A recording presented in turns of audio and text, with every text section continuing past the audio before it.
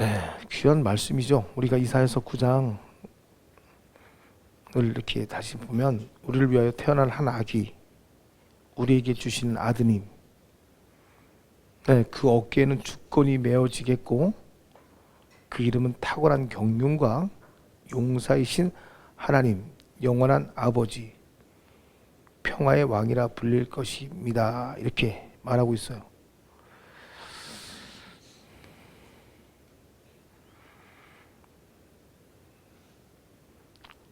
어마어마한 메시지예요. 사실은 그분이 우리에게 오셨고, 네, 우리를 위하여 승리하셨고, 우리와 함께 하세요. 믿어지십니까? 전 믿어지시길 바랍니다. 예. 영적인 성숙도는요, 이 성령과의 관계가 어떤지를 사실 그대로 반영하거든요. 그러니까 이 성령은요, 이 그리스도를 닮아가는 것과 관계된 모든 일의 중심을 이루는 것이 바로 성령인데, 기도하면서 하나님이 이렇게 우리 마음에 감동을 주시는 것들을 어떤 사람은 행하고요, 어떤 사람은 행하지 않아요. 신기해요. 그러니까 영을 인식하고요, 행하는 사람은요, 그것들을 계속 체험하면서 맛을 보고요, 그 영을 인식하고 체험하면서 행하지 않은 사람들은요, 영적인 성숙이 일어나지 않는다는 거예요. 하나님 계속 공급해요. 계속 공급합니다. 그분과 협력하기를 원하시기 때문에 우리가 기도하면 기도하는 대로 계속 공급해요. 예수를 왜 보냈냐는 거죠. 예수님의 그 승리하심을 성령께서 우리에게 알게 하신다면 나는 그 승리의 기쁨을 동일하게 누릴 수가 있게 되거든요. 근데 우리는 말로는 계속 예수님의 승리를 외치는데요, 내 영은 도저히 그 승리를 감지하지 못할 때가 많아요. 그 탁월함을 우리는 매일같이 선포하는데 나는 그 탁월함에 접근도 못하는 사람들도 많다는 얘기예요.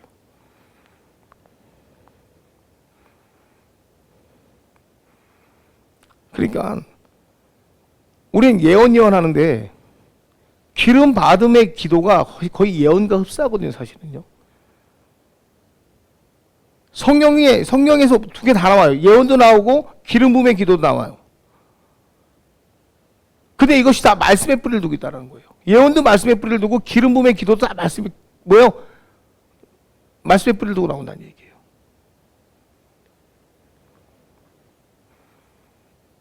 정말 내 안에 성령이 임재하는 법이 무엇인지를 모르고 기도하는 사람들이 너무 많아요. 어쩔 때는.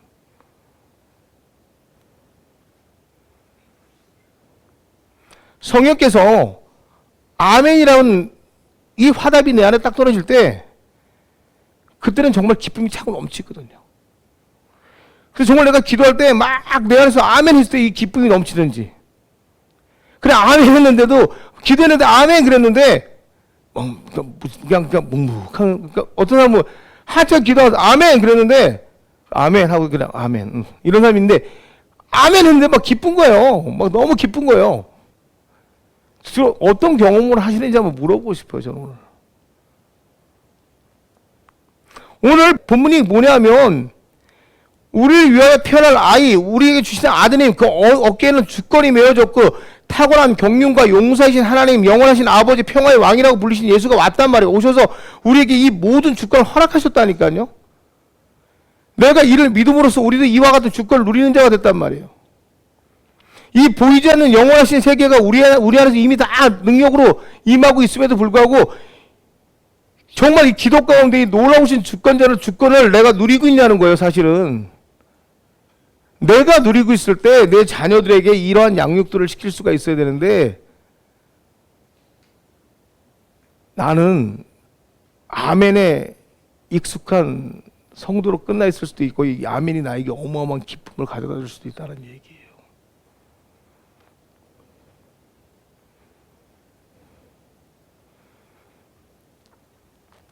기도합니다. 기도하면서 성령에 반응하는 사람이 있고요,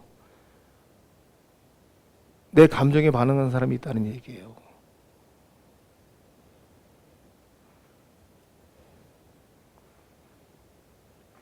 나 스스로 생각해서 아멘 하는 사람이 있고요, 더 귀한 생각, 하나님의 생각을 통해서 반응하는 사람들이 있다는 얘기예요.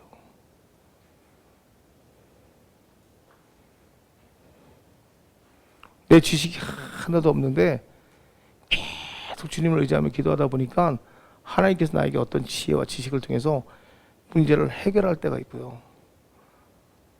결국은 내 방법대로 사람을 의지해서 문제를 끌어가는 사람들이 있단 말이에요. 쌍방의 대화가 되도록 유지할 때 성령의 영감을 받은 기도는요, 정말 아름답거든요. 대화만큼 아름다운 건 없거든요. 대화가, 여러분, 되게 쉬운 얘기로요, 다 결혼하셨잖아요. 남편분하고 대화가 이루어질 때만큼 기분 좋은 거 없잖아요. 그러지 않으세요? 남편한테 대화할 때 두 분이 이렇게 대화를 하는데 소통될 때만큼 아름다운 거 없잖아요. 나는 얘기하는데 남편은 하고 있으면 승질나서 기분 똑같아요. 내가 이렇게 기도할 때 하나님하고 이렇게 대화가 이루어진다는 느낌이 들면 정말 아름답거든요. 예. 근데 내가 기도하는데 답답해요. 뭔가 나는 기도를 하고 있는데 이게 답답해요. 설교도 마찬가지예요. 여기서 이렇게 설교하고 있는데 답답하면은요, 이렇게 돼요.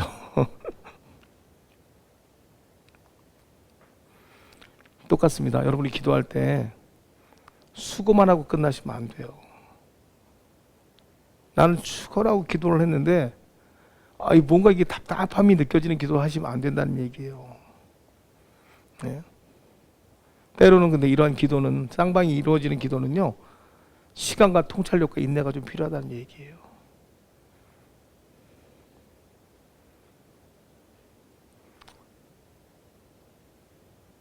그럴 때 하나님께서 뭐예요? 감동과 임재의 무게를 더 깊이 내게 주신다는 얘기예요. 우리가 기도의 수고라는 것을 좀 배워야 돼요. 자녀들에게 예언적인 기도를 설명할 때 이 떡반죽에 있는 누룩이라고 좀 비교해 주시면 좋을 것 같아요. 이건 우리에게도 마찬가지입니다. 기도는 어느 정도 시간과 노력이 분명히 필요합니다.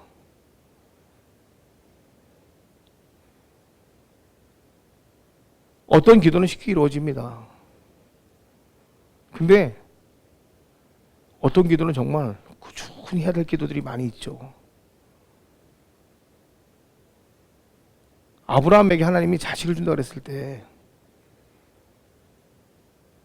하나님이 말씀하신 건 다 이루어져. 맞는 말입니다. 틀린 말 아닙니다. 근데 그 약속을 받았다 하더라도 그 성취를 위해서 분명히 내가 해야 될 일은 있어요. 그 내가 해야 될 일을 하지 않고 그 약속이 분명히 이루어진다. 하나님의 약속은 분명히 이루어집니다. 하지만 내가 취해야 할 자세는 있다는 얘기예요. 내가 취해야 될 자세를 취하지 않고 하나님의 약속을 무작정 기다리는 것은요, 미련한 거라는 거예요.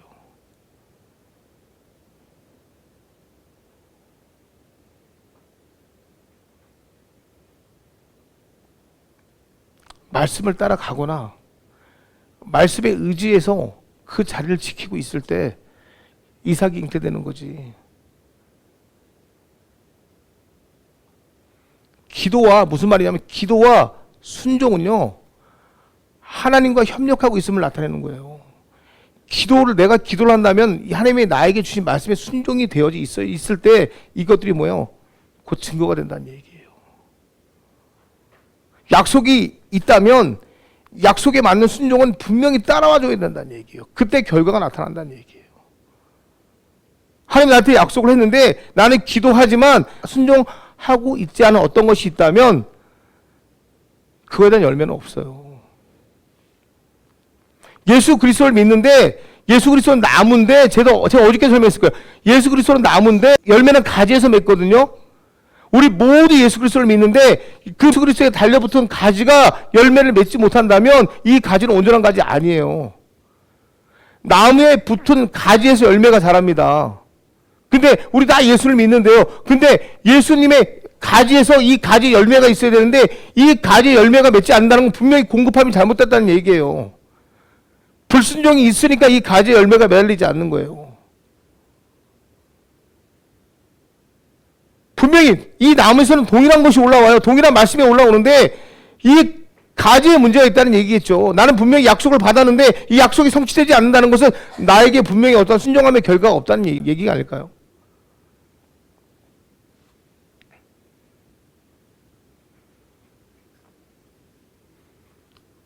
나에 대해서 어떤 말씀을 주셨다면 그 말씀에 대해서 내가 묵상하고 이 말씀이 나에게 주신 것이 무엇인지에 대해서 나는 따라가야 돼요. 내 생각을 버리고 이 말씀을 내가 따라가는 훈련이 되어지지 않으면 그 약속은 내 것이 되지 않아요, 사실은.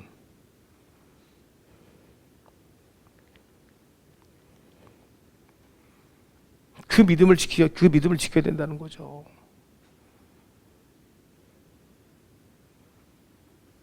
우리가 하나님께서 주신 것에 대해서 선한 청지기가 될 때 이미 가진 것에 대해서 더하여 주신단 말이에요.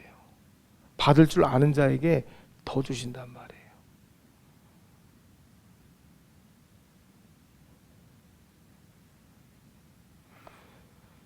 충성됨은요, 더 많은 것을 끌어들이게 돼 있어요. 받았다고 안 주시는 게 아니라 충성된 자에게는요, 하나님이 더 많은 것들을 주신단 말이에요.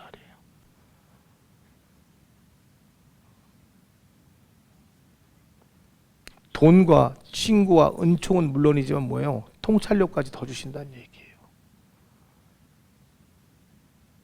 하나님의 나라의 법칙이 그렇더라고요, 보니까. 하나님 나라의 원리는 물질에 대한 축복, 친구에 대한 축복, 하나님 나라의 은총에 대해서 주시지만 통찰력까지 더 갖다 주시더라고요. 충성된 자에 한해서. 내가 갖고 있는 조금이 있는 걸 가지고 내 삶의 모든 목표를 갖다가 거기다 적용시켜 버리잖아요. 그럼 그냥 거기서 끝나더라고요. 근데 내가 가지고 있는 것이 아니라 하나님의 주신 것에 대해서 더 충실하게 대하는 자들은요, 덤의 복을 더 주시더라고요. 내가 왜 자꾸 깨지냐고요? 제가 자꾸 깨지는 이유는요, 내 거 갖고 쓰니까 깨지더라고요. 여러분, 제가 예전에 제가 망하는 법칙 알려드릴게요. 제가 예전에 망했던 이유는 뭐냐면요, 내 거 팔면 망하더라고요. 제가 예전에 망할 때 제가 이제 성공한 거와 망한 거에 대한 비교를 설명해 드리면요, 제가 예전에 사업을 하는데 점점 물질이 없어져요. 어떻게 했겠어요? 있는 거 다 팔았겠죠. 어떻게 됐게요? 더 망하더라고요. 그럼 어떻게 해서 했을까요? 제가 망할 때는요, 제 있는 거 다 털었어요. 있는 거 다 털고요, 정말 모든 걸 다 털었습니다. 망했어요. 망하는데 그 망한 상태에서 흥할 수 있는 방법은 하나밖에 없었어요. 망하면 어떻게 되겠습니까? 욕 먹을까요? 먹을까요? 당연히 욕 먹겠죠. 비난 받을까요? 안 받을까요? 받습니다. 조롱당합니다. 핍박 받습니다. 사업을 하다가요, 물질이 딱 막히면은요, 가장 먼저 욕 먹습니다. 무시당합니다. 핍박당합니다. 세상 말로 난리가 납니다. 근데 이거 막으려고 내가 가지고 있는 수단, 방법 다 동원합니다. 막아질까요? 안 막아질까요? 절대 안 막아집니다. 근데 나는 내 생각은요, 이거 다 갖다가 떼들어 막습니다. 될까요? 안 될까요? 안 됩니다. 그리고 제가 두 번째 딱 자살을 기도하려고 하는데 하나님이 어떤 마음을 주냐면, 가서 기도해보지, 이거였습니다. 오케이. 그리고 제가 집에 딱 가자마자 그 마음이 딱 오자마자 두 말 한마디, 어떤 세상 말 딜도 없이 집에 가서 옷 갈아입고 바로 양주에서 상기동까지 한 20km 되거든요. 차를 끌고 갔어요. 그리고 교회 딱 들어가는데, 교회를 어떻게 들어가요? 나같이 지저분한 놈이 바로 구토가 나오기 시작하더라고요. 교회 문 딱 따려고 그러는데 전화했어요. 목사님, 키 어디 있어요? 어디 있대요? 구토가 나와서 교회 문도 못 닫습니다. 화장실 쫓아 들어가고 왜 그 다투하고, 겨우겨우 교회 들어가서 얼마나 깡다가 좋아. 맨 앞자리에 앉아가지고 맨 앞자리에 앉아가지고 기도했을까요? 바로 잤어요. 2시간 잤습니다. 피곤한데 어떻게 해요? 졸려 죽겠는데. 그리고 일어났어요. 그리고 집에 왔어요. 아멘. 아멘은 했어요. 그게 믿음인 거예요. 2시간 자고 아멘. 하나님 살려주세요. 기도한 건 뭘까요? 하나님 살려주세요. 아멘. 이거 진짜입니다. 그리고 다시 집에 갔어요. 다음날 집에 가서 옷 갈아입고 또 갔어요. 역시 또 난리가 나요. 오바이트 합니다. 그리고 맨 앞자리에 가서 하나님 살려주세요. 아멘. 2시간 자고. 이게 진짜입니다. 우리 아버지가 뭐라 그럴까요? 저희 아버지 하는 말, 내가 가서 좀 도와줄까? 창피하잖아요. 맨날 가서 잠만 자고 오는데. 뭐 그러시던가요? 그 우리 아버지 같이 간다고 내가 안 잘까요? 역시 잡니다. 그리고 나서 일주일인가 10일 지나니까, 그리고 제가 했던 행동이 있었죠. 집에 와요. 뭐 했을까요? 샤워하고 담배 한 대 피고 그리고 잤습니다. 딱 10일 지났는데 담배가 피기 싫어지는 거예요. 오케이. 피기 싫은 거 어떻게 할까요? 그때는 안 했어요. 회사 딱 나갔는데 제 근무지를 갔는데 역시 딜을 했죠. 담배 냄새 싫어서 담배 꺾어버린 거예요. 새거 산 거 다 버렸어요. 그다음부터 담배 연기 냄새도 맡기 잃었어요. 담배 딱 끊었어요. 그다음부터 딱 일어나서 어떻게 했을까요? 집으로 왔는데 그때 새벽 4시. 제가 한장 한번 했을까요? 110km로, 그러니까 내부에서, 그러니까 북부간선도로에서 그러니까 동부간선, 내부에서 동부간선으로 올라타는데 잠이 들었어요. 110km로. 근데 그게 110km로 달려가서 신내 IC까지 그냥 가버린 거예요. 차 핸들도 안 틀어진 거예요. 한 구간을 110km로 달려가는데 잠이 들었는데 핸들도 안 틀어진 거예요. 그러니까 제가 세상과 결단하고 하나님을 딱 택했을 때 하나님께서 저에게 그런 기적들을 보인 거예요. 근데 도로가 직선 도로가 아니라 어떤 도로냐면 이렇게 휘는 도로예요. 근데 차선도 안 틀어지고 110km를 그냥 달려간 거예요. 눈을 딱 떴는데 여기가 어디지? 근데 그게 신나이시까지 간 거예요. 그다음부터 몸이 달달달달 떨리기는 거예요. 두려워갖고. 그래서 신나이시로 내려가서 저희 교회가 상계동이니까 가서 예배 드리자마자 내려와서 뻗었어요. 그냥 그 자리에서 뻗었어요. 그리고 나서 술, 담배, 뭐 여자 다 끊어졌어요. 그리고 나서 하나님께서 들린 메시지. 교회를 섬게 하라. 응? 갑자기 그때 제가 아는 복음성가 뭐예요? 실로암. 실로암 딱 하나 알고 있는데 보고 교회를 섬게 하래요. 찬행 인도자. 다 순종했어요. 근데 갑자기 그때부터 어떤 일이 벌어지냐? 11조 100만 원, 11조 200만 원 한 주에, 11조 400만 원, 11조 800만 원, 10조 1600만 원. 이 역사가 나타났던 거예요. 하나님께서. 이게 안 믿어지겠지만 저는 그 하나님께서 그 역사를 이루신 거예요. 방법은 하나님밖에 없었어요. 안 됐던 일들이 다시 다 회복되면서 다 터져요. 그러니까 안 돼. 다 드랍된 것들이, 이건 원래 제가 하는 일은요, 금융권에서 드랍되면 안 돼요. 근데 그게 다시 다 회복되기 시작하는 거예요.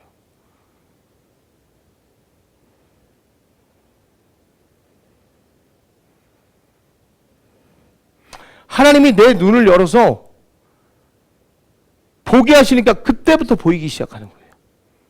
하나님께 내 귀를 열어서 듣게 하시니까 그때부터 듣기 시작하는 거예요. 뭐예요? 하나님이 내 눈을 열어서 보게 하고 싶었던 거는요, 하나님의 계획이었고요. 하나님께서 내 귀를 열어서 듣게 하고 싶었던 거는요, 하나님의 말씀이었던 거예요.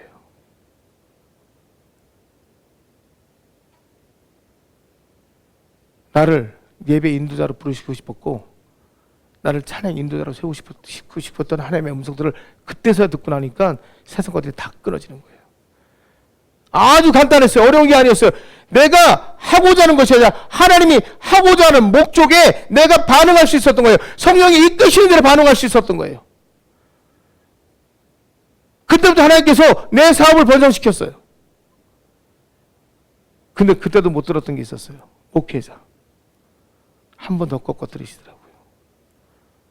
나는 내 자녀에 대해서 욕과 같이 기도했어요.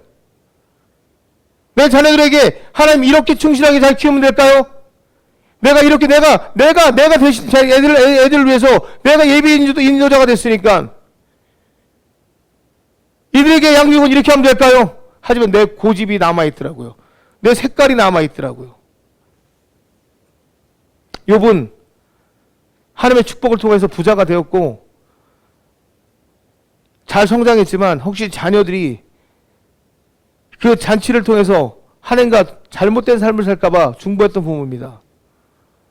저는 제가 성장하는 과정에서 자녀들에게 잘해주면서 이들이 나로 인하여 흐트러질까봐 노심초사 했던 사람 중에 한 명이었어요. 근데 내가 안 바뀌더라고. 내가 내 안에 있는 내 성품의 변화가 있지 않다는 걸 제가 발견하게 됐죠. 그 마지막의 변화가 내가 목회자가 되라는 길이라는 걸 몰랐던 거죠. 저는요.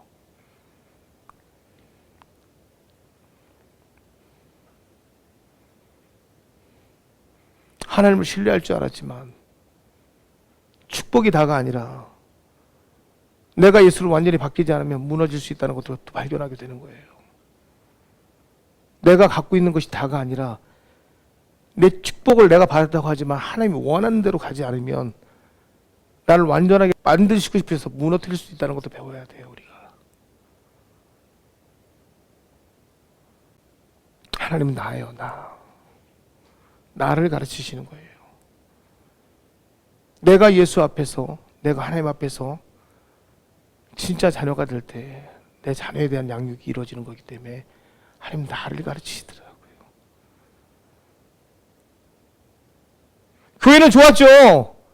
헌신하고 물질 드니까 우리 정장로 대한민국의 특수건설이라는 큰 회사의 사장이 부러워할 만큼의 11조를 냈으니까 얼마나 좋았겠습니까? 그런데 하나님의 계획은 내가 장로가 아니었고 목회자였다는 거죠. 부르심의 방향이 바뀌는 거예요. 그럼 네가 있어야 될 것은 여기서 장로가 아니고 더 배워. 그리고 저를 기도 처소로 옮기는 거예요. 너는 말씀을 배우는 곳으로 가야 돼. 기도가 있는 곳으로 가야 돼. 그리고 저를 처소로 옮겨버리시는 거예요. 예배 인도자에서 그 권위를 맛보고 즐거워할 것이 아니라 진짜 기도가 뭔지 배워. 그리고 다른 교회로 옮기시면서 거기서 8년간 무릎 꿇게 하시는 거예요. 그때부터 하나님의 음성을 주시고 말씀을 주시고 기도를 주시고 결국 신학으로 갖다 보내시는 거예요. 이제부터 가난이라는 걸 경험해봐. 그러면 저기 우리 딸도 있지만 모진 가난 속에서 몰아놓고 진짜 하나님 한번 배워볼래?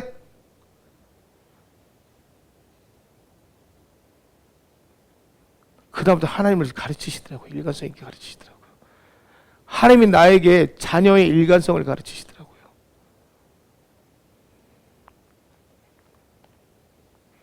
네 말이 설교가 되면 안 돼.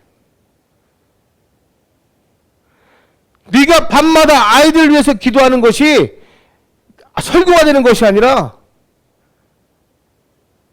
네가 밤마다 기도하는 것이 아이들을 가르치는 설교가 아니라 네 기도가 아이들이 배워야 될 일관적인 하나님이 돼야 돼. 네가 밤마다 성경 보는 것이 아이들을 가르치는 그냥 일관된 설교로 끝나는 것이 아니라 내가 너에게 보여주는 그것이 저들도 볼 수 있는 하나님이 돼야 돼. 이렇게 가르치시더라고요. 네가 뭔데 아이들을 가르쳐? 네가 뭔데 아이들에게 설교를 해? 네가 만난 예수 그리스도를 그냥 보여만 줘. 넌 설교하는 사람이 아니고 네가 만난 예수를 쟤네들에게 보여만 주면 되는 그 자격이지. 네가 부모라 그래서 쟤네들에게 설교한다고? 아니야, 그거 하지 마. 일관되게 네가 예수를 믿으면 돼. 일관되게 네가 네 아들에게 선포했던 대로 아들아, 우리 지금 가난한 게 아니라 아빠가 목사 될 거야. 목사 되기 위해서 하나님께서 아빠 훈련시킨 건데 너 버틸 수 있어? 네가 뚝방을 거리면서 네 아들에게 고백했던 이 말 한마디가 네 아들에게 영원히 지켜지도록 네가 계속 일관되게 보여주면 돼. 기도한다고 뻑일 것도 없어. 금식한다고 뻑일 것도 없어. 너는 이 모습 이대로 저 아이들에게 그냥 보여주면 돼. 설교도 하지 마. 이 모습이 그대로 보존되어지면 저 아이는 예수 믿을 거야. 하나님 저한테 그거 가르치셨거든요. 그게 진짜 네가 보여줘야 될 모습이라는 거예요. 그게 진짜, 그게 예수라는 거예요. 그게 진짜 양육이라는 거예요. 예수님이 이 땅에 오셔서 어떤 것도 자랑하지 않으셨거든요. 그냥 섬기셨거든요. 겸손하게 낮아지셨거든요. 죽기까지 충성을 다하셨고 정말 죽으셨거든요.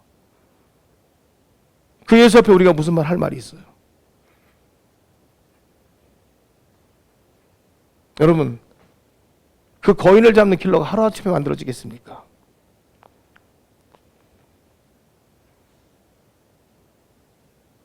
불가능이라는 거인을 잡을 때요, 처음에 두렵습니다. 근데 하나님께서 우리를 위한다는 마음이 딱 들어선 순간부터요, 우리는 담대해질 수가 있는 거거든요. 하나님이 나하고 함께 하신다는 마음이 올 때 나는 물맷돌을 갖다 던질 수가 있는 거예요. 근데 하나님이 나하고 함께 한다는 마음이 없을 때는요, 하나님이 계셔도 두렵거든요. 내 부모가, 우리 아버지가, 우리 엄마가 진짜 나를 지켜준다고 할 때 아이들이 두려워하지 않는 거예요. 근데 우리 아빠, 우리 엄마가 있어도 무용지물이면 걔는 영원히 그 아빠고 그 엄마 못 믿어요.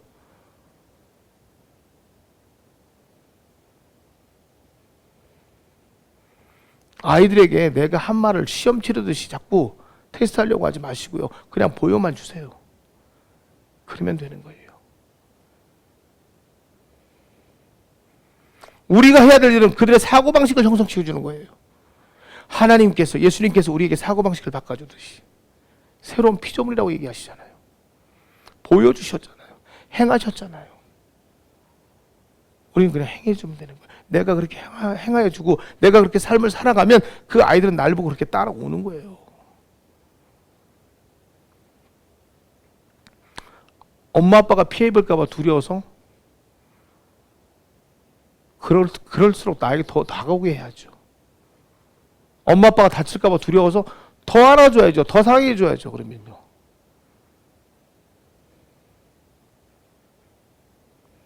여러분, 말은 씨와 같습니다.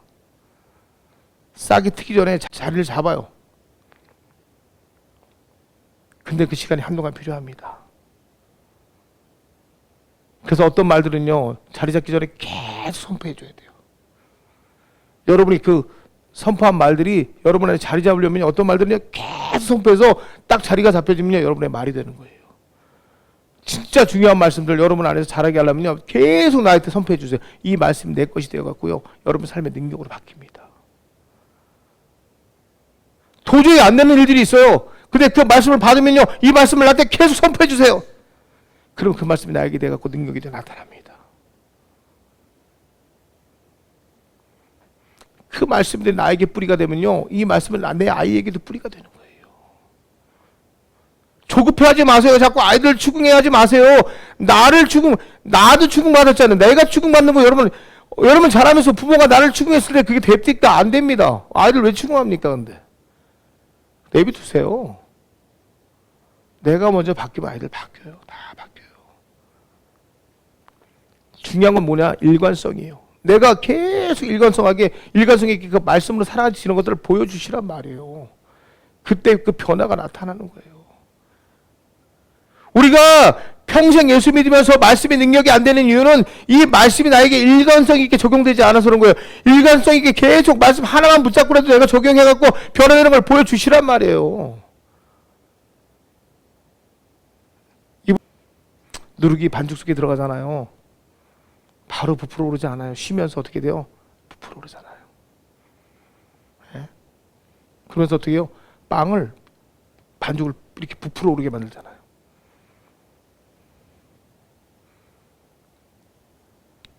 하나님의 나라의 씨앗이 심겨지면 부모로부터 받은 영향력은요, 아이 안에서요, 점점 하나님의 나라가 그렇게 부풀어 오르듯이 부풀어 올라와요.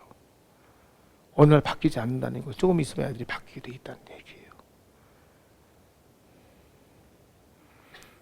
그래서 어떻게 해요? 그 주변 환경에 그 영향력을 미치게 되는 거예요.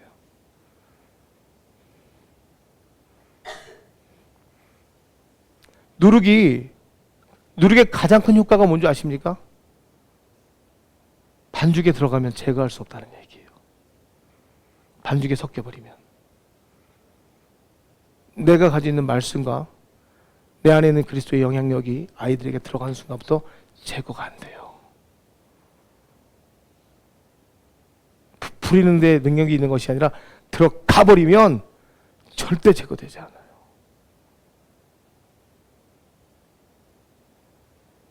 네? 그게 뭐예요? 성령의 불과 만나면 작용하는 거예요. 말씀을 심겨주세요. 일단 심어놓고 기도하는 거예요. 그 아이들이 성령과 딱 만나면 어떻게 돼요? 성령의 불이 작용하기 시작하는 거예요. 그때부터 아이들이 변화되는 거예요. 그때 여러분이 열정적으로 기도하는 거 하나 앞에 그 불이 임할 때 아이들 것들이 작용해서 변화가 일어나는 거예요.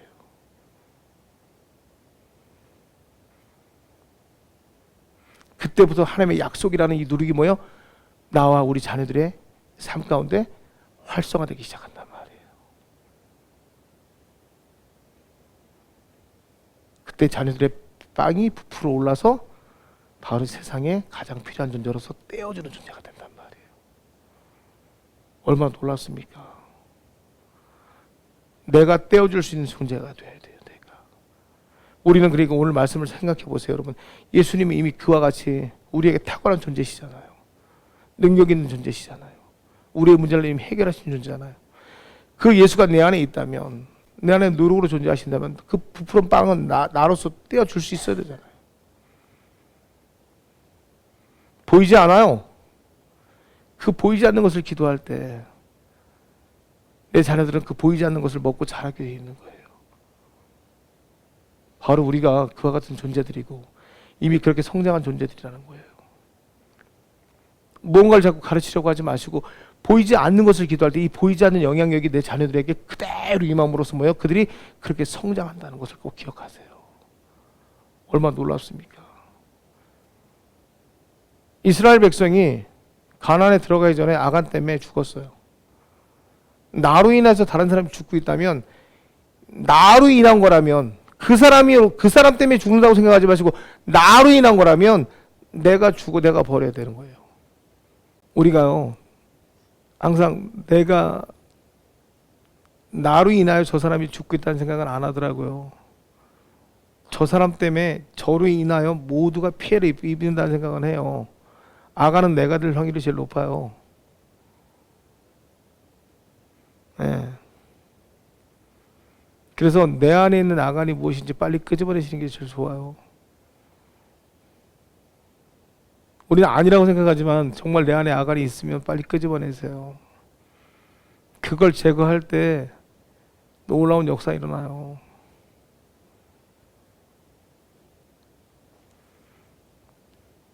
그걸 제거할 때 우리가 예수를 제대로 봐요.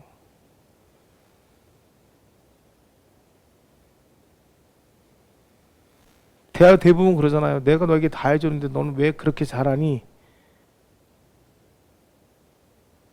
우리는 그래요. 자식이 나쁜 짓을 해갖고 오면 그래요. 너는 내가 그렇게 안 키웠는데 너는 왜 그따구로 잘하니? 내가 그렇게 안 키웠을까요? 키웠을까요? 내가 그렇게 키운 거예요. 부모들이 그래요. 너는 내가 그렇게 안 키웠는데 너는 왜 그렇게 잘하니? 너 왜 그따구로 너 행동하니? 부모가 그렇게 키운 거라니까요. 우리는 부모가 그렇게 안 키웠는데 자식이 왜 그렇게 잘하냐 그러지만 돌아보세요. 솔직히 하나 닮았다니까요. 저도 가끔 땅을 칠 때가 있다니까요. 저도 꼭 닮아가지고. 젊은 날에 나예요. 그게 아닐 수가 없다니까요. 그러니까 솔직히 하나 회개해야 돼요. 이건 분명히. 뭐 어디 가겠습니까? 그 유전자가. 그 분명히 나예요. 진짜 나라니까. 근데 그걸 애한테 핑계를 댄다니까요. 그건 아니에요. 분명히 내가 키운 거예요. 그 아이 욕할 거 없다니까요. 그 내가 잘못 키운 거예요. 그러니까 여러분 보세요. 내가 그 말은 무슨 말이냐면 내가 꼬꾸러지면 돼요. 내가 하나님 앞에 꼬꾸러지면 하나님이 나를 바꾼다니까요. 나를 바꾸고 내 안에 성품들을 바꿔서 저 아이에게 보게끔 한다니까요. 그리고 제가 돌아오게끔 한다는 얘기예요. 그래서 아까 얘기한 거예요. 설교하려고 하지 말라고. 그냥 변화되라고. 내가 예수로 바뀌면 아이들은 따라온다고. 그걸 인내하시라는 거예요.